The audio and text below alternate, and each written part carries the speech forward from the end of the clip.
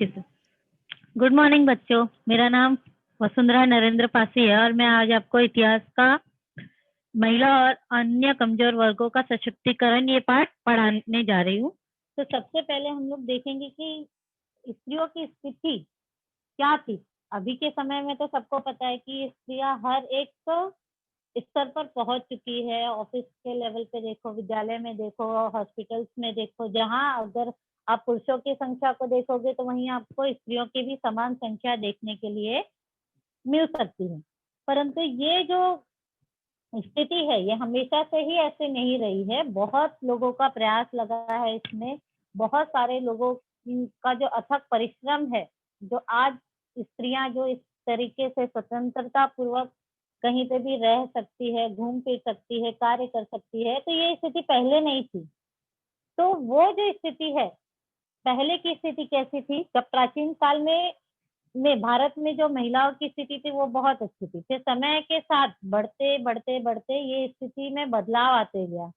और ये सारी बदलाव किस वजह से आई?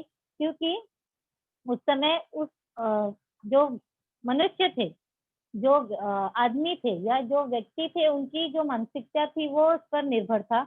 जैसे अब हम लोग पहले के समय में सुनते हैं कि बहुत सारी कुप्रथाएं थी, मतलब बुरी प्रथाएं थी जिसका शिकार सिर्फ महिलाओं को ही होना पड़ता था। जैसे बहुविवाह प्रथा। बहुविवाह प्रथा का मतलब ये है कि बहुत सारी स्त्रियों, एक व्यक्ति बहुत सारी स्त्रियों के साथ शादी करता था। फिर सती प्रथा, दहेज प्रथा, कन्या भ्रूण हत्या आदि जैसे मामले उजागर होना एक आम बात लगने लगी थी। मतलब जो भी समस्याएं थी उसका केंद्र बिंदु स्त्रियों को ही माना जाता था। इसलिए सारी दयनीय जो भी प्रक्रिया होती थी वो सिर्फ स्त्रियों के लिए होती थी। जैसे कि मैंने बताया, बहुविवाह, सती प्रथा। सती प्रथा का अर्थ ये होता है कि जो पति, अगर किसी स्त्री का पति मर जाता है तो उसके साथ ही उसको सती होना पड़ता है, या उसकी अग्नि के साथ, या जब उसका दाह संस्कार होता है आदमी का तो उसकी पत्नी को उसी के साथ जलकर मरना पड़ता है, अपने भी देह त्याग देना पड़ता है। फिर दहेज प्रथा। दहेज प्रथा तो पहले से चलती आ रही, अभी तक ये प्रक्रिया चलती ही रह रही है। फिर कन्या भ्रूण हत्या। कन्या भ्रूण हत्या ये होता है क्योंकि पहले के लोगों की मानसिकता ये थी कि स्त्रियों को क्या करना है, सिर्फ घर का चूल्हा चौका करना है, बच्चों को पालना पोसना है, तो यही उनका काम है और आगे चल के हमें दहेज देना पड़ेगा। तो ये सोच विचार करके जो बच्चियां होती थी, छोटी छोटी बच्चियां, उनको जन्म से पहले ही कोख में ही मार दिया जाता था, या जन्म होने के तुरंत बाद उनकी हत्या की जाती थी। तो ये सारी समस्याएं आम बात सी होने लग गई थी। फिर धीरे धीरे जिस तरीके से स्त्रियों की हालत बिगड़ती जा रही थी, उसकी स्थिति दयनीय होती जा रही थी, उसके बाद बहुत सारे समाज सुधारक, बहुत सारे महान नेताएं सामने आए और उन्होंने अपने अथक परिश्रम से जो आज की स्त्रियों की स्थिति है उसमें हम देख सकते एकदम ड्रास्टिक चेंज हुआ है। एकदम तले से लेकर आसमान की ओर तक हम ये बदलाव देख सकते हैं। उनकी ही मेहनत का ही ये नतीजा था कि महिलाएं कोई भी जो भी बिगड़ती स्थिति थी, धीरे धीरे वो उस पर काबू पाया गया। उसके बाद भारत सरकार की भी नजर इस पर पड़ी और उन्होंने भी ये निर्णय लिया कि नहीं, स्त्रियां भी समाज का हिस्सा है तो उन्हें भी समान अधिकार मिलना चाहिए हर एक जगह पर। इसलिए सबसे पहले उन्होंने शुरुआत की कि पंचायती राज प्रणाली में 33% सीट महिलाओं के लिए आरक्षण किया गया, ताकि वह भी, उनको भी समाज में स्थान प्राप्त हो सके। तो इस तरीके से एक महिला सशक्तिकरण, महिलाओं को शक्ति देने का प्रयास धीरे धीरे धीरे स्वतंत्रता प्राप्ति के पहले से ही शुरुआत होकर आज हम देख सकते हैं कि महिला सशक्तिकरण की वजह से ही हम सब हर एक जगह लड़कियां दिखती हैं। वो कार्यालय हो या बड़े ऑफिस हो या हर एक क्षेत्र में स्त्रियां का योगदान हमें दिखाई पड़ता है। अब ये स्थिति जो पहले उतनी अच्छी नहीं थी, जो अगर हम लोग देखेंगे तो ये जो रेशियो है, प्रति 1000 पुरुषों में स्त्रियों का अनुपात, यहाँ पे बच्चे देख सकते हैं आप लोग, सामने एक चार्ट दिया गया है जिसके अंदर दिया गया है कि जनगणना सबको पता है कि हर 10 सालों में जनगणना होती है। तो पहली जनगणना 1951 में हुई। उस समय स्त्रियों का अनुपात 1000 पुरुषों में 946 मतलब 946 था। फिर धीरे धीरे ये क्या हुआ, बढ़ते बढ़ते घटते घटते फिर 2001 में इनकी संख्या हो गई 933। तो इस तरीके से हम लोग रेशियो देख सकते हैं, ये प्रति 1000 पुरुषों में स्त्रियों का अनुपात क्यों घट रहा है, इसके पीछे का कारण अगर हम ध्यान दे तो ये जो भारतीय स्त्रियों की जो परिस्थिति है, अगर इसका अध्ययन हम करते हैं तो सारी समस्याएं जो है उनकी, जो स्त्रियों से जुड़ी समस्याएं है, उनके पीछे का कारण पुरुषों की मानसिकता को माना जा सकता है। क्योंकि ऐसे बहुत सारे लोग हैं जो नहीं चाहते हैं कि नहीं, स्त्रियां क्या करना चाहिए, घर में ही रहना चाहिए और घर के ही काम करने चाहिए, उनको कोई भी हक नहीं है। तो इस तरीके से हम आज 21वीं सदी में आ चुके हैं, फिर भी पुरुषों की इस मानसिकता से हम मुक्त नहीं हो पाए हैं। और साथ ही साथ गांधी जी के सिद्धांत, गांधी जी का विश्वास था कि नहीं, स्त्रियों को भी समान अधिकार मिलना चाहिए। तो उन्हीं के बात पर विश्वास करते हुए विनोबा भावे जी ने क्या किया था कि जैसे जो भूदान आंदोलन था उसमें स्त्रियों का भी सहभाग लिया, ताकि ये जो मैसेज है, ये जो संदेश है पूरे विश्व में फैले कि नहीं, स्त्रियां भी कुछ कर सकती है। तो उन्होंने महात्मा गांधी जी के सिद्धांत पर विश्वास करते हुए विनोबा भावे जी ने स्त्रियों को भी सम्मिलित किया। और धीरे धीरे जो स्वतंत्रता संग्राम है, हम सबको पता है कि महिलाओं ने भी स्वतंत्रता युद्ध में बड़ी मात्रा में हिस्सा लिया है, उसमें कोई भी नकारा नहीं जा सकता है। ठीक है। फिर धीरे धीरे जो निजामशाही सामंतशाही व्यवस्था थी, उसमें भी किसानों के स्वतंत्रता युद्ध में स्त्रियों को भी सम्मिलित किया गया, उनका भी जो सहभाग था वो उल्लेखनीय रहा। और फिर धीरे धीरे जब स्त्रियों में भी सोचने समझने की शक्ति और विस्तृत हुई, उन्होंने सोचा नहीं, हमें भी अपनी स्थिति बदलने के लिए बहुत प्रयास करना जरूरी है। तो बहुत जगहों पर स्त्रियों ने भी अपना प्रतिभाग दिया। अब जैसे अब जीवनावश्यक वस्तुएं, सबको पता है कि औरतें घर में हर एक चीज, भले वो बाहर काम करती हो, परंतु घर संभालने का जो हिस्सा होता है वो स्त्रियों के हिस्से में ही आता है। तो जो जीवनावश्यक वस्तुएं हैं उनकी कमी और महंगाई का सामना सबसे ज्यादा स्त्रियों को ही करना पड़ता है। भले अगर घर में छोटी से छोटी चीज या बड़ी से बड़ी चीज घटती बढ़ती है तो वो लाना ले जाना स्त्रियों की ही जिम्मेदारी समझा जाता है। तो इन्हीं स्त्रियों ने वर्ष 1972 में जो भी चीजों की वजह से महंगाई जो बढ़ रही थी, उसके विरोध में बेलन मोर्चा आंदोलन निकाला। क्योंकि 1972 में महाराष्ट्र में अपनी संगठित शक्ति के प्रदर्शन कराया गया, महिलाओं ने अपना प्रदर्शन इस बेलन मोर्चा आंदोलन के द्वारा दिया। इसका नेतृत्व मृणाल गोरे, बच्चों जो चित्र में आप देख सकते हो कि किस तरीके से बेलन मोर्चा निकाला गया था, और मृणाल गोरे इनके ही नेतृत्व में सारी मुंबई की जो महिलाएं थी उन्होंने ये मोर्चा निकाला। और खास कब निकाला, जब दिवाली के समय तेल, घी, चीनी, सूजी, मैदा जैसी वस्तुएं जो थी इसकी जरूरत कम हो रही थी, क्योंकि उसी समय सबके घर में पकवान बनते हैं और उसी समय महंगाई ने अपना चरम सीमा पार कर दी थी। तो सारी स्त्रियों ने, मृणाल गोरे इनकी अध्यक्षता में सभी लोगों ने संगठित होकर प्रदर्शन किया, ताकि जो महंगाई है उसका दर कम हो सके और जो जीवनावश्यक वस्तुएं हैं, जैसे घर में जो छोटी बड़ी चीजें हैं, उस पर महंगाई का असर ना हो। इस वजह से इन महिलाओं ने सामूहिक शक्ति के प्रगटीकरण का भलीभांति हमें परिचय कराया। और इसी आंदोलन में महिलाओं को अच्छी सफलता भी प्राप्त हुई। और उस समय 1972 के दौर में जो महंगाई थी वो थोड़ी, उसका स्तर कम हो गया था, क्योंकि इन्होंने आंदोलन किया था और अपनी शक्ति का प्रकटीकरण किया था। फिर हम लोग देखेंगे बच्चों स्त्रियां हर एक युद्ध में, हर एक मोर्चे में, हर एक आंदोलन में आजादी के समय से ही हिस्सा लेती चली आ रही हैं। उनका एक उदाहरण हम यहाँ देख सकते हैं बच्चों, चिपको आंदोलन। चिपको आंदोलन पहले क्या है वो हम लोग देख सकते हैं। चिपको आंदोलन ये स्त्री शक्ति के एक रचनात्मक प्रकटीकरण वर्ष 1973 में चिपको आंदोलन द्वारा दिखाया गया है। अभी चिपको आंदोलन है क्या? ये चिपको आंदोलन एक पर्यावरण रक्षा का आंदोलन था। यह भारत के उत्तराखंड राज्य के चमोली गांव में किया गया था।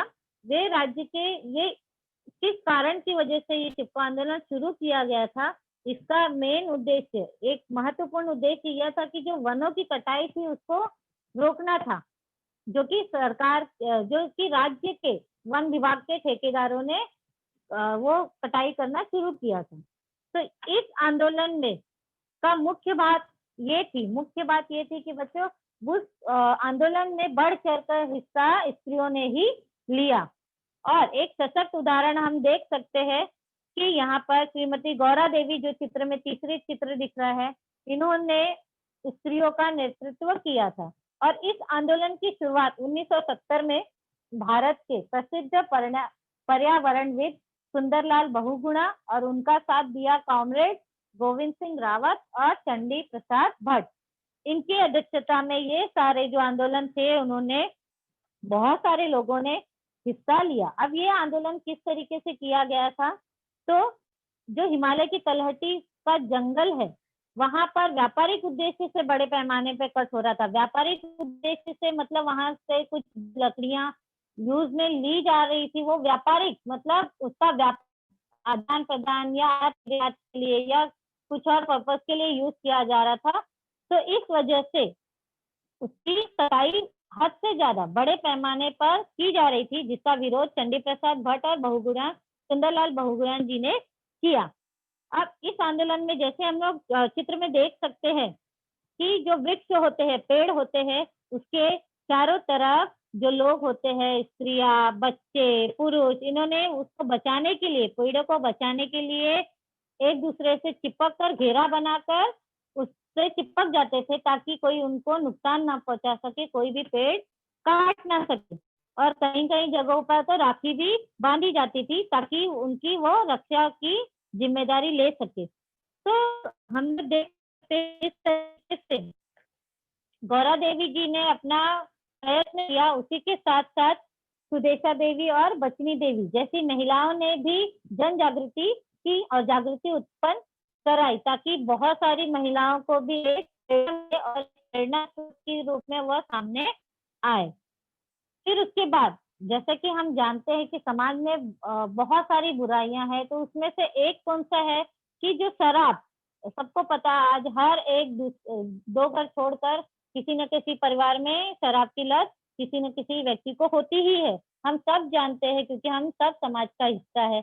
हम देखते हैं कि उस शराब पीने से क्या होता है, उनकी मानसिक स्थिति कैसी होती है, शारीरिक स्थिति कैसी होती है, और उनसे जुड़े जो लोग होते हैं उनको कितना बुरा परिस्थितियों का सामना करना पड़ता है। तो इस तरीके से हम लोग अभी शराब के विरोध में ये जो आंदोलन चलाया गया था उसकी शुरुआत कहाँ से हुई वो हम लोग देखेंगे बच्चों। तो शराब की शुरुआत 1992 में शराब के विरोध में आंध्र प्रदेश में शराब पान विरोध आंदोलन प्रारंभ हुआ और पूरे राज्य में शराब के उत्पादन पर रोक लगाई गई। इसकी शुरुआत कहाँ से हुई? तो इसकी शुरुआत आंध्र प्रदेश के नेल्लोर जिले के दुबागुंटा गांव में 3 युवा लड़के शराब के नशे में एक तालाब में डूबकर मर गए थे। इस घटना की वजह से ही जो नेल्लोर गांव है वहाँ दुबागुंटा गांव है, वहाँ के जो स्त्रियां थी उनके ऊपर इसका बहुत ही ज्यादा प्रभाव हुआ क्योंकि जो छोटे छोटे बच्चे थे ये शराब के नशे में ही उन्होंने क्या किया, वो क्या हुए थे, तालाब में गिरकर डूबकर मर चुके थे। तो गलती उनकी नहीं थी, परंतु अगर वो शराब नहीं पिए होते तो शायद वो बच भी जाते। तो स्त्रियों, वहाँ की स्त्रियों को ऐसा लगा कि नहीं, ये सब इसका मुख्य कारण क्या है मृत्यु का, तो वो है शराब। तो जब उन्होंने ये सब खबर देखी कि किस तरीके से उन बच्चों की मृत्यु हो गई है असमय, तो उन्होंने बड़ी मात्रा में आंदोलन शुरू किया और उन्होंने अरक बेचने, अरक मतलब होता है बच्चे शराब, उन्होंने अरक बेचने वाली जितनी भी दुकानें थी उस गांव की, वो सारी दुकानें वहां पर बंद करवा दिया गया। और इसी के साथ साथ इसका प्रभाव दूसरे जगह, दूसरे गांवों में भी पड़ने लग गया था, जिस वजह से करीब 5,000 गांव की औरतों ने मीटिंग बुलाई, जहां पर डिस्ट्रिक्ट कलेक्टर को शराब की बिक्री रोकने के लिए खत लिखा गया, ताकि ये पूरी तरह से, ये जो समाज को बिगाड़ने वाला हिस्सा है, तत्व है, ये पूरी तरह से समाज से हट जाए। इसके लिए बहुत सारी स्त्रियों ने इसके विरोध में आंदोलन निकाला। और साथ ही साथ ये भी देखा कि अगर कोई दुकानदार दुकान बंद नहीं करता है तो वह जबरदस्ती भीड़ में इकट्ठा होकर, पूरी स्त्रियों की भीड़ बनाकर वहां पर जाते हैं और वहां पे दुकानें बंद करवाते हैं। और साथ ही साथ सबको पता है कि ये जो शराब पीने की वजह से जो स्त्रियों की हालत होती है, स्त्रियों को दुख होता है, उनके बच्चों को भोगना पड़ता है, उनके बच्चों को बहुत सारी चीजों से वंचित रहना पड़ता है। तो इस तरीके से इसका बहुत ही ज्यादा परिणाम शराब को रोकने के लिए आंदोलन के रूप में हम लोग देख सकते हैं कि किस तरीके से शराब पान के या शराब के नशे को रोका गया। इसको रोकने के लिए ही जो गांव की निर्धन परिश्रमी जनता शराब की आदी बन गई थी, उनको रोकने के लिए गांव देहातों में साक्षरता कार्यक्रम चलाया जा रहा था। इस कार्यक्रम में सीता की कहानी बताई जाती थी और इस कथा के द्वारा बताया जाता था कि सीता गांव वालों में जागृति पैदा कर किस प्रकार शराब की रोकथाम करती है। तो एक स्टोरी के हिसाब से उनको जागृति पैदा की जाती थी, किस तरीके से आप अपना समाज या आप अपने परिवार के लिए खतरा बनते जा रहे हैं, अपने परिवार को खुद ही नष्ट कर रहे हैं। तो इस तरीके से उनको रोकने के लिए ये सारे कार्यक्रम भी चलाए जाते थे। और धीरे धीरे परिणामतः सरकार ने पूरी तरह से शराब बिक्री के विरोध में कड़ी नीति अपनाई। फिर उसके बाद एक अंतर्राष्ट्रीय महिला दिवस मनाया गया है। अब ये जो अंतर्राष्ट्रीय महिला दिवस, अब जैसे धीरे धीरे स्थिति में बदलाव आ रहे थे, तो उसी तरह से संयुक्त राष्ट्र ने सोचा कि क्यों ना हम महिलाओं के लिए ही एक दिन, जब उनके जो प्रति आदर है, सम्मान है, उनको व्यक्त करने के लिए उनके लिए ही एक दिन का आयोजन किया जाए। तो सबसे पहले जो 1909 में अंतर्राष्ट्रीय महिला दिवस के रूप में मनाया गया था, ताकि जो विश्व में विभिन्न क्षेत्रों में जो महिलाएं हैं उनके प्रति सम्मान, प्रशंसा और प्यार प्रकट करने के लिए इस दिन को चुना गया, जो कि था 8 मार्च। तो 1975 में 1975 में संयुक्त राष्ट्र संघ ने एक थीम मतलब एक उद्देश्य के साथ इसको मनाना शुरू किया, जो कि था celebrating the past, planning for the future. मतलब हमने क्या किया है, पहले जो हमारा पास्ट की जो स्थिति थी उसको सेलिब्रेट किया और आगे हम और क्या अच्छा कर सकते हैं स्त्रियों के लिए, उस तरीके से प्लानिंग, ये थीम लेकर अंतर्राष्ट्रीय महिला दिवस मनाया गया। विश्व के विभिन्न क्षेत्रों में महिलाओं के प्रति सम्मान, प्रशंसा और प्यार प्रकट करते हुए इस दिन को महिलाओं के आर्थिक, राजनीतिक और सामाजिक उपलब्धियों के उत्सव के रूप में मनाया जाता है। आज महिलाएं हर क्षेत्र में आगे हैं, लेकिन अतीत में ऐसा नहीं था। हम सब जानते हैं सती प्रथा, पर्दा सिस्टम, कन्या भ्रूण हत्या, जैसे कि मैंने पहले ही बताया था, वो सारी स्थितियां हमें आजादी के पहले देख सकते हैं। पहले वो ऐसा था कि स्त्रियों को पढ़ने के लिए ही मौका नहीं दिया जाता, तो नौकरी तो दूर की बात है। फिर धीरे धीरे जैसे जैसे समय बदलता गया, स्थिति बदलती गई, तो उनको वोट करने का भी अधिकार मिलता गया। तो ये तो हुआ बच्चों की, जैसे उनकी जो समस्याएं थी, स्त्रियों की बहुत सारी समस्याएं, जैसे जेंडर इक्वालिटी, स्त्री पुरुष समानता, उनको कार्य करने का अधिकार नहीं दिया जाता था, या तो अगर उनको कार्य करने का परमिशन दिया भी जाता था तो पुरुषों के माध्यम से, या पुरुषों के, हम लोग बोल सकते हैं कि पुरुषों को ज्यादा वेतन दिया जाता था स्त्रियों के कंपेयर में, तो स्त्रियों को कम वेजेस या कम वेतन दिया जाता था। फिर इस वजह से ही बहुत सारे कानून या संवैधानिक प्रावधान किए गए। अब इस जो समस्याएं हैं, जो स्त्रियों का किससे जुड़ी हुई जो समस्याएं हैं, जैसे नौकरी करने वाली महिलाओं की समस्याएं, स्त्रियों की रोजगार के संदर्भ में वर्तमान स्थिति, उनको मिलने वाला वेतन, जेंडर इक्वालिटी, स्त्री पुरुष समानता, जन्म मृत्यु दर में स्त्रियों की संख्या क्यों घट रही है, पुरुषों की संख्या बराबर है परंतु स्त्रियों की संख्या क्यों घट रही है। तो ये सारी मुद्दों के आधार पर सर्वेक्षण करना शुरू किया गया। उसके पहले भारत सरकार ने 1975 में महिला आयोग का गठन किया, जिस आयोग में महिलाओं से जुड़ी हुई ये जो सारी समस्याएं थी, जैसे स्त्री पुरुष समानता, स्त्रियों से जुड़े रोजगार, पढ़ाई लिखाई, ये सारी समस्याओं को इसमें इस विषय में चर्चा की जाने लगी और इस जो संगठन है इसमें उन समस्याओं को किस तरीके से सुधारा जा सके या किस तरीके से बदला जा सके या किस तरीके से उनको समस्याओं को कम किया जा सके, इस पे विचार विमर्श करने की योजना बनाई गई।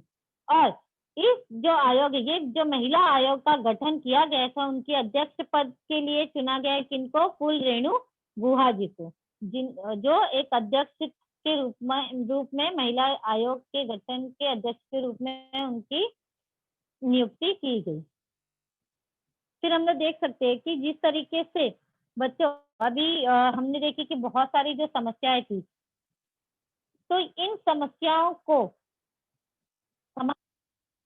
के लिए बहुत तरीके अपनाए गए, जैसे नाटक रचा गया कविता के रूप में या फिर पुस्तक के रूप में, गीत संग्रह के रूप में,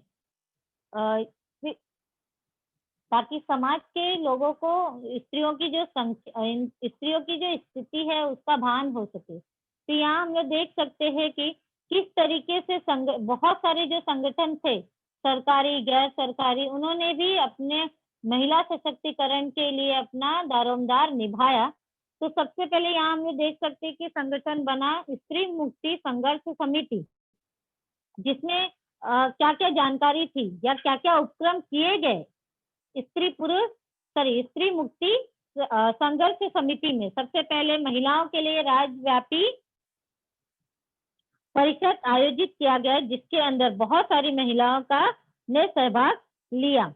और साथ ही साथ वर्ष 1978 में समिति का घोषणा पत्र प्रकाशित हुआ। इस घोषणा पत्र में लिंग भेद, जाति भेद, वर्ण भेद जैसे विषमता पूर्ण घटकों के विरोध में संघर्ष प्रारंभ की नीति को स्वीकारा गया। मतलब ये जो सारी समस्याएं थी, लिंग भेद, स्त्रीलिंग, पुल्लिंग, मतलब औरतें पुरुष, इनमें जो भेद किया जाता था, उसके ऊपर जाति भेद, छोटी जाति, बड़ी जाति, वर्ण भेद, काला गोरा, तो इस तरीके से जो भी समाज में कुरीतियां थी उसके विरोध में संघर्ष करने की नीति अपनाई गई।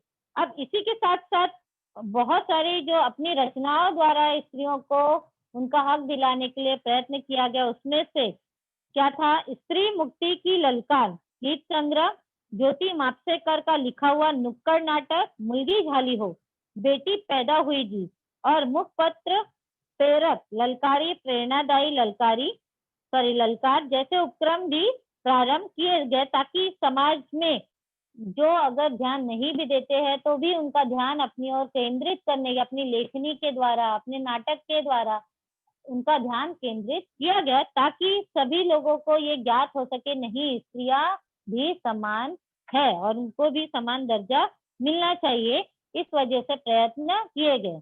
फिर दूसरा संगठन है स्त्री मुक्ति आंदोलन समिति संगठन, जिसकी अध्यक्षता सौदामिनी राव इन्होंने की थी और उन्होंने स्थापना की थी इस समिति का 1977 में पुणे में। और इसके अंतर्गत स्त्री मुक्ति आंदोलन समिति बायजा नामक द्विमासिक का अर्थ होता है बच्चों की हर 2 महीने में जो प्रकाशित होने वाली पुस्तक है उसे बोला जाता है द्विमासिक पत्रिका। उन्होंने प्रकाशन प्रारंभ किया, जिसके अंदर वो पुस्तक के अंदर बहुत सारी जो बायजा नामक पुस्तक है, तो उसके अंदर बहुत सारी स्त्रियों से जुड़ी समस्याएं और उनके लिए नजरिया बदलने के का प्रयास हमें वो पुस्तक में उदाहरण के रूप में दिखाई दे सकता है। फिर तीसरा है महिला दक्षता समिति, जो कि शुरुआत की गई थी 1976 में दिल्ली में प्रमीला दंडवते नामक महिला ने शुरू किया था, जिसके अंदर नारी प्रमोदन मंच ऐसे बहुत सारे दल बनाए गए थे जिसके खिलाफ, जिसके वजह से स्त्रियों के प्रति जो भी अत्याचार है वो उनको कम किया जा सके। फिर धीरे धीरे जैसे स्त्रियों की जो समस्याएं थी, इनके संदर्भ में बहुत सारी संस्थाएं भी सामने आई, जिसमें विद्या बालिका, नारी समता संच और मिळून साजरा जणी मिलकर हम सभी पत्रिका, समाजवादी महिला सभा, क्रांतिकारी महिला संगठन, ये सारी महाराष्ट्र में चलने वाली अन्य योजनाएं थी, अन्य संगठन थी जिसमें महिलाओं के लिए कार्य होता था। यहाँ पे हम देख सकते हैं कि जिस तरीके से यहाँ पे देखो बच्चों फोटो दिया गया है, सबसे पहले वाला जो फोटो है, जो सबसे लास्ट वाला फोटो है वो प्रमीला दंडवते जी का है, और दूसरा फोटो जो दिया गया है वो जो ये जो संगठन, ये जो समिति बनाई गई थी महिलाओं के लिए, उनके नेतृत्व में ये जो महिलाएं हैं ये सब आगे आई थी। फिर उसी के साथ साथ जैसे कि मैंने बताया कि और जगहों पर, महाराष्ट्र में अलग अलग जगहों पर स्त्री मुक्ति आंदोलन के लिए भी प्रयास किए गए थे, जिसमें से औरंगाबाद में स्त्री उच्चाव मैत्रीण, स्त्री अन्याय विरोधी मंच, कोल्हापुर में महिला दक्षता समिति, नासिक में महिला हक, लातूर में नारी प्रबोधन मंच, विद्याबाल नारी समता मंच, मिळून साजरा जणी पत्रिकाओं का प्रकाशन भी प्रारंभ किया गया। इस तरीके से हम देख सकते हैं बच्चों की बहुत सारी जगहों पर महाराष्ट्र में ही जो महिला सशक्तिकरण का कार्यक्रम है वो आयोजित किया गया, ताकि जो महिलाएं हैं उनको समान अधिकार प्राप्त हो सके। अब हम देखेंगे बच्चों की बहुत सारे समाज में जैसे जैसे सबको प्रेरणा मिली या सबको जन जागृति हुई कि नहीं महिलाओं को भी समान अधिकार मिलना चाहिए, तो सरकार द्वारा भी इसमें सहभाग हम देख सकते हैं। सरकार ने भी महिलाओं के संदर्भ में बहुत सारे कानून बनाए हैं, जिसमें से सबसे पहले है, देख सकते हैं हम यहाँ पर, केंद्र सरकार ने हिंदू स्त्रियों को गुजारा भत्ते का अधिकार दिया है। दूसरा है पिता की संपत्ति में हिस्से का अधिकार, स्त्री धन पर उसे अधिकार प्राप्त हुआ, बहुपत्नीत्व प्रणाली समाप्त हुई, स्त्रियों को भी संबंध विच्छेद तलाक का अधिकार दिया गया। वर्ष 1961 में दहेज प्रतिबंधित कानून बनाकर दहेज लेना या देना फौजदारी अपराध माना गया। वर्ष 1961 में प्रसूति सुविधा अधिनियम पारित करके स्त्रियों को प्रसूति के अवकाश का अधिकार प्राप्त हुआ। तो हम देख सकते हैं कि जो भी महिलाओं से जुड़ी हुई सारी समस्याएं थी वो किस तरीके से उनके ऊपर हावी होती चली आ रही है पहले से लेकर अब तक। तो अब जाकर सरकार ने बहुत सारे कानून बनाए हैं जिससे स्त्रियों को भी सशक्तिकरण, सक्षमीकरण होता दिखाई देता है। तो उसमें से सबसे पहले अगर हम लोग देखेंगे तो यहाँ पर जो हिंदू स्त्रियां हैं उनको गुजारा भत्ता ये होता है बच्चों की, हाँ, गुजारा भत्ता बच्चे ये होता है कि अगर कोई स्त्री, विवाहित स्त्री का तलाक हो जाता है, संबंध विच्छेद हो जाता है अपने पति से, तो उस स्त्री को हर महीने पति द्वारा एक निश्चित राशि देनी पड़ती है, जिसे गुजारा भत्ता कहा जाता है। इस ऐसा केस सबसे पहले मोहम्मद अहमद खान, शाहबानो बेगम तथा उनके हस्बैंड द्वारा लड़ा गया था, जिसके इस मुकदमे में न्यायालय द्वारा न्याय की मांग की गई थी और न्याय शाहबानो के हक में मिला था और शाहबानो को गुजारा भत्ता मांगने का अधिकार दिया गया था। और धीरे धीरे फिर मुस्लिम वुमेन एक्ट भी पारित हुआ, क्योंकि उस समय मुस्लिम महिलाओं के लिए कानून नहीं था, तो वुमेन एक्ट पास हुआ। फिर धीरे धीरे हम देख सकते हैं कि आज भी बदलाव होते आ रहे हैं। फिर दूसरा यहाँ पे हम लोग देख रहे थे बच्चों की पिता की संपत्ति में हिस्से का अधिकार। पहले लड़कियों को पराया धन माना जाता था, परंतु अब ऐसा हो चुका है कि अगर पुरुष पिता है तो पिता की संपत्ति जो भी अचल निचल होती है वो पूरी तरह से संपत्ति अगर बेटे को मिल रही है तो उतना ही अधिकार बेटियों को भी दिया गया है। तो पिता की संपत्ति पे पूरा हक बनता है कि वो अपना हक मांग सके और अपना हक ले सके। तो इस तरीके से एक महिलाओं को इक्वल दर्जा देने की कोशिश की गई है ताकि उनको भी संपत्ति मिल सके। स्त्री धन पर उसे अधिकार प्राप्त हुआ। बहुपत्नीत्व प्रणाली समाप्त हुई। बहुपत्नी मतलब एक से अधिक पत्नियों के साथ गुजारा करना, एक से अधिक पत्नियों के साथ शादी करना, ये पहले आम बात होती थी परंतु इस पर रोक लगा दी गई है। तो अब बहुपत्नीत्व प्रणाली पूरी तरह से समाप्त हो चुकी है। फिर धीरे धीरे दहेज दहेज का हम देख सकते हैं कि हमारे समाज में सबसे बड़ी कुरीतियों में से एक है जो कि समाज को खोखला करने में अपना दारोमदार निभाता है। तो ये जो दहेज प्रथा है वो क्या होती है बच्चे, हम लोग देखेंगे। दहेज का अर्थ होता है जो भी संपत्ति विवाह के समय वधु, वधु मतलब बहू, जो अपने परिवार के तरफ से वर के लिए लेकर आती है या वर को दिया जाता है, उसी को दहेज बोला जाता है। अब ये जो दहेज है इसे बहुत सारी भाषाओं में बोला जाता है, हुंडा बोल सकते हैं हम लोग, वर दक्षिणा, इनको अलग अलग नाम से, अब तो गिफ्ट के नाम से ये प्रचलित है। तो ये पहले के समय से भी चलता आ रहा है और अभी तक भी चलता है। तो हम यहाँ पे देख सकते हैं कि वधु के परिवार द्वारा नगद नगद मतलब कैश या वस्तुओं के रूप में हम लोग देख सकते हैं कि यहाँ पे बहुत सारा सामान, यहाँ तुम लोग को फोटो में भी अगर दिख सक रहा है तो देख सकते हैं हम लोग यहाँ पर कार हो गया या फ्रिज हो गया या जो जीवनावश्यक वस्तुएं हैं घर में, हम जितनी भी सामान या कैश पैसे ये सब देख सकते हैं। तो वो सारी चीजें दहेज के रूप में मांगा जाता है और दिया भी जाता है ताकि उनकी जो बेटियां हैं वो खुशी से वहां पर रह सके, निर्वाह कर सके। इसको एक गिफ्ट के रूप में अपनी बेटी के सुख संसार को बसाने के लिए एक प्रयास माना जाता है। तो उसी तरह से हम देख सकते हैं आज के आधुनिक समय में भी दहेज प्रथा नाम की बुराई हर जगह फैली हुई है। पिछड़े भारतीय समाज में दहेज प्रथा अभी भी विकराल रूप में है। हम देख सकते हैं कि ये जो इसकी जो दहेज की बोल सकते हैं हम लोग शक्ल सूरत ये गिफ्ट के रूप में परिवर्तित हो चुकी है, परंतु ये समाज में अभी भी बहुत सारे जगहों पर उसी तरीके से अपना मुंह फाड़े हुए है ताकि स्त्रियों के तरफ से या वधु की तरफ से दहेज उनको मिलता रहे और ये जो परंपरा है वो चलती रहे। परंतु ये रोकथाम करने के लिए इसके ऊपर भी कानून बनाया गया है ताकि, क्योंकि पहले के समय में क्या होता था कि समाचार पत्रों में अगर हम देखते तो बहुत सारी खबरें सिर्फ दहेज से जुड़ी हुई देखने के लिए मिल सकती है कि जैसे रसोई बनाते समय किसी के पल्लू में आग लग गया और महिला की मृत्यु हो गई। गांव में कपड़े धोते हुए अगर पैर फिसल के कुएं में गिर गए, इस तरीके से महिला की मृत्यु हो गई।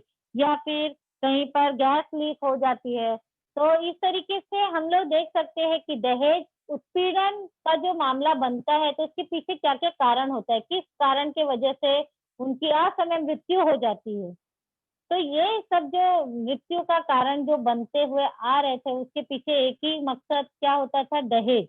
दहेज न मिलने की वजह से ही महिलाओं की हत्या बोल सकते हैं, या कभी कभी तो ऐसा होता है कि वो लोग खुदकुशी भी कर लेती थी ताकि समाज में उनके माता पिता पर कोई उंगली ना उठाए। तो ये जो सब मृत्यु को रोकने के लिए दहेज प्रतिबंधन सुधार अधिनियम अस्तित्व में आया और उसी के साथ साथ 1984 में दहेज प्रतिबंधन सुधार अधिनियम के तहत ये कानून पारित हुआ कि दहेज लेना और देना ये दोनों ही जुर्म है और इसके लिए 5 वर्ष की कैद और 15,000 रुपए जुर्माने का प्रावधान भी किया गया। और धारा 498A जो पति और उसके रिश्तेदार द्वारा संपत्ति अथवा कीमती वस्तुओं के लिए अवैधानिक मांग के मामले में संबंधित है के अंतर्गत 3 साल की कैद और जुर्माना हो सकता है। तो इस तरीके से प्रावधान बनाया गया ताकि जो लोग दहेज के लोभी है, दहेज की मांग करते हैं, तो उनको उनसे छुटकारा पाने के लिए या उनके ऊपर प्रतिबंध लगाने के लिए ये दहेज निषेध अधिनियम कानून बनाया गया। तो उस तरीके से हम लोग देख सकते हैं कि जो ये महिलाओं के सक्षमीकरण में ये कानून पारित हुआ है, तो हत्या जो होती है या जो मृत्यु की दर है वो हम लोग देख सकते हैं कि दहेज की वजह से थोड़ी कम हो चुकी है। तो हम लोग देख सकते हैं कि इसका भी फायदा समाज में स्त्रियों के लिए हुआ है। फिर हम लोग यहाँ पर आगे देख सकते हैं कि महिलाओं के लिए अन्य कौन कौन से कानून बनाए गए हैं। तो सबसे पहले हम लोग जो अभी हम लोग ने रिसेंटली पढ़ा 1961 में दहेज प्रतिबंधित कानून, जो कि 1961 में बनाया गया। फिर 1961 में ही प्रसूति सुविधा अधिनियम कानून। प्रसूति का अर्थ ये होता है बच्चों की जब कोई भी स्त्री बच्चे को जन्म देती है तो वो माँ बनने के बाद उसकी जिम्मेदारी और ज्यादा बढ़ जाती है, क्योंकि जो छोटे बच्चे होते हैं उनको संभालने के लिए, उनका बालपन तैयार करने के लिए, बड़ा करने के लिए 2-4 महीने उनको आराम, उनके शरीर को भी, महिलाओं के शरीर को भी जरूरत पड़ती है और साथ ही साथ उनके जन्मे बच्चे हैं उनको भी देखभाल की बहुत ही ज्यादा आवश्यकता पड़ती है। तो इस वजह से सरकार ने 1961 में प्रसूति सुविधा अधिनियम कानून पारित किया, जिसके तहत शुरुआत में पहले तो 3 महीने की छुट्टी दी जाती थी ताकि बच्चा और जो माँ है वह भी अपना देखभाल कर सके, परंतु इसमें सुधार होकर और भी ज्यादा अब अगर हम लोग देखेंगे तो हर एक ऑफिस, हर एक गवर्नमेंट या नॉन गवर्नमेंट जो भी संस्थाएं हैं उनमें 6 महीने बच्चों के लिए यह प्रसूति अवकाश के तौर पे दिया जाता है, ताकि बच्चा और माँ दोनों अपना ख्याल रख के ये माँ उनका देखभाल अच्छी तरीके से कर सके और अपना शरीर भी अपने शरीर की भी देखभाल कर सके। तो इस तरीके से अधिनियम बनाया गया। फिर 1984 में दहेज प्रतिबंधित सुधार अधिनियम कानून पारित हुआ, जिसके तहत जैसे कि हम लोगों ने पढ़ा दहेज लेना देना दोनों एक तरीके से जुर्म है और इसके लिए 5,000 और 2-3 साल की सजा भी मुकर्रर की गई है। फिर 1988 में सती प्रतिबंधित कानून हुआ कि सती अब इस तरीके से ये कानून जो प्रथा है वो पूरी तरह से बंद की जाएगी, नहीं मनाई जाएगी। फिर अंत में है बच्चों की हम लोग देख सकते हैं कि जो समस्या है जैसे ये मृत्यु हो रही है तो इसकी जांच पड़ताल होना बहुत जरूरी है। जैसे दहेज हो गया, कन्या भ्रूण हत्या हो गया या बहुत सारी जो समस्याएं हैं स्त्रियों की मृत्यु दर को कम करने के लिए, तो इसके पीछे निष्पक्ष जांच करने की मांग रखी गई और जिसके लिए बहुत सारे नियम कानून बनाए गए और इस नियम कानून को मद्देनजर रखते हुए पारिवारिक न्यायालय का भी निर्माण किया गया, जो कि 1984 में किया गया था। अब उसमें कौन कौन से समस्या है या कौन कौन से विवाद को सुलझाया जाता है वो हम लोग देखेंगे बच्चों। सबसे पहले हम लोग देख सकते हैं कि यहाँ पर देखो, अब ये उद्देश्य क्या था कि जब स्त्री और पुरुष का विवाह होता है तो उसके बाद विवाह के उपरांत कौन कौन से विवाद होते हैं या उनसे घर गृहस्थी से जुड़ी हुई समस्याएं, तो इसमें ये सारी जो समस्याएं थी वो न्यायालय में केस के द्वारा उनके सामने रखा जाता था। कारण निर्माण होने वाले प्रश्न, गुजारा भत्ता, एकल पालकत्व, अलग रहना, संतानों का पालन पोषण और स्वामित्व जैसी पारिवारिक समस्याओं से संबंधित विवादों का हल निकालने के लिए पारिवारिक न्यायालय को स्थापित किया गया। मतलब अगर हम यहाँ पे फोटो में भी देख सकते हैं कि जो विवाह के बाद जो भी समस्याएं थी, जैसे अभी तलाक हो गया, विवाह विच्छेद हो गया, अगर पति पत्नी को एक साथ नहीं रहना है, तो अगर सिंगल पेरेंट्स बनना है तो उनमें किस तरीके से उनमें सुलझा कर या उनको अलग किया जा सकता है। तो ऐसे न्याय यदि पति पत्नी में नहीं जम रहा है तो ये जो समस्या है ये पारिवारिक न्यायालयों का एक मुद्दा बनते हैं। फिर अगर उनका तलाक हो गया तो गुजारा भत्ता किस तरीके से मिला जाए या किस प्रमाण में मिला जाए, कितनी संख्या में दी जाए या उनको जरूरत है या नहीं है। तो इस तरीके से ये जो सारी समस्या है पारिवारिक न्यायालय में सुलझाया जाता था। अब इस न्यायालय में गवाही, सबूतों की जांच पड़ताल करने के स्थान पर समझदारी और वकीलों के स्थान पर समुपदेशकों को प्रधानता दी गई है। समुपदेशक मतलब दोनों तरफ से जो भी बातें होती है उनको समझदारी से निपटाया जा सके, ना कि एकदम कठोर रूप से लेकर उनमें कोर्ट में लड़ा जाए। परंतु सबसे पहले पारिवारिक न्यायालय का कार्य यही होता है कि जो भी समस्या है उसका समाधान समझदारी से किया जाए और इन मामलों को जो भी समस्या है उनको सुधारने के लिए जो न्याय प्रणाली है उसके आधार पर करने के ऊपर अधिक बल दिया गया, ताकि इसमें जो भी समस्या है उनका समाधान जल्दी से जल्दी हो सके और जो न्याय प्रणाली है उसी के इर्द गिर्द घूमकर उनको फैसला मिले। इस पर ही ज्यादा से ज्यादा पारिवारिक न्यायालय का ने बल दिया है। अब हम देख सकते हैं कि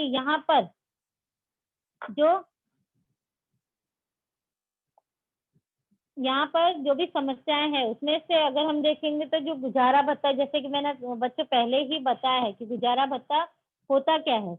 गुजारा भत्ता बताया गया है कि जो स्त्री अगर तलाक लेती है, विवाह विच्छेद करते हैं तो उनको गुजारा भत्ता करने के लिए, उसके बच्चे को देखभाल करने के लिए भी एक निश्चित राशि दी जाती है, जिससे वो अपना और अपने बच्चों का गुजारा कर सके। तो इस तरीके से विशेष निर्णय ज्यादातर पारिवारिक न्यायालयों में लिया जाता है और साथ ही साथ यह भी ध्यान दिया जाता है कि किस तरीके से जो स्त्री है उसका शोषण ना हो सके, उसके साथ अन्याय ना हो, इसका भी ध्यान दिया जाता है। तो आज के लेक्चर में बच्चों हम इतना ही देखेंगे। अगर आपको कोई डाउट है तो आप पूछ सकते हो।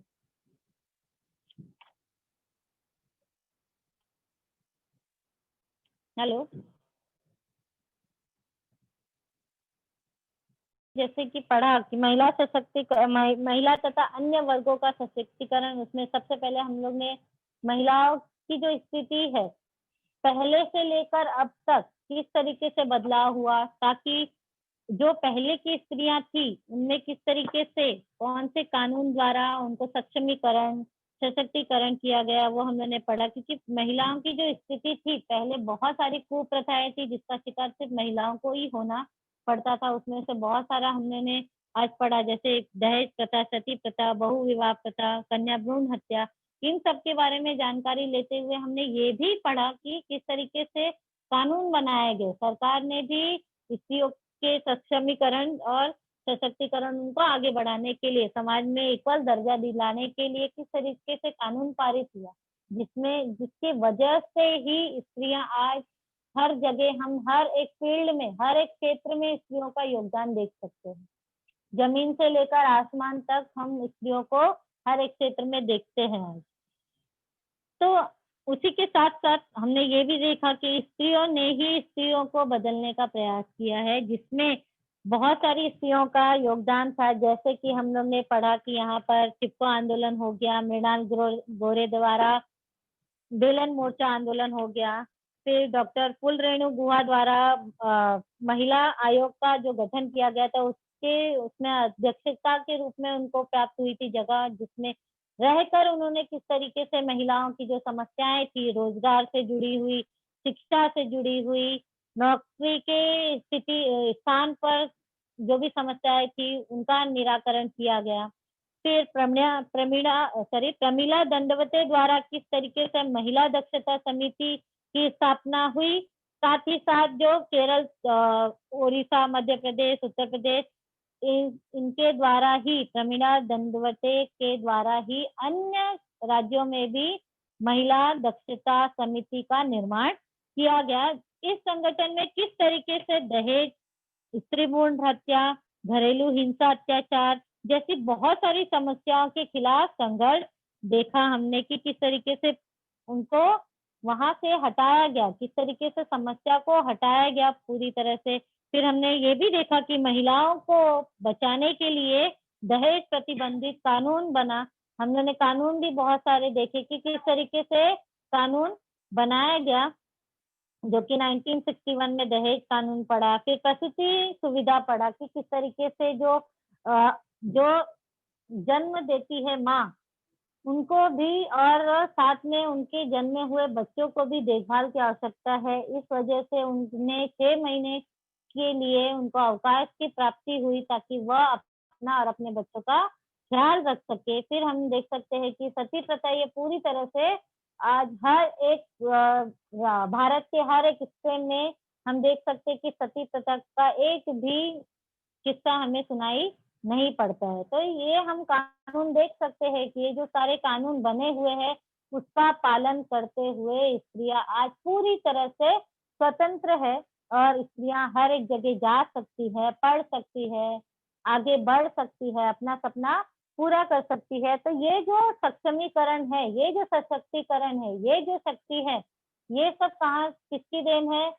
ये सारी देन जो स्त्रियां, जो महान नेता थे या जो समाज सुधारक थे, उनकी ही देन है, जो आज हम पढ़ रहे हैं और आप पढ़ा रहे हैं, जो हम पढ़ा रहे हैं और आप लोग पढ़ रहे हैं। स्त्रियां भी और पुरुषों के साथ साथ कदम से कदम मिलाकर आगे बढ़ते जा रही है।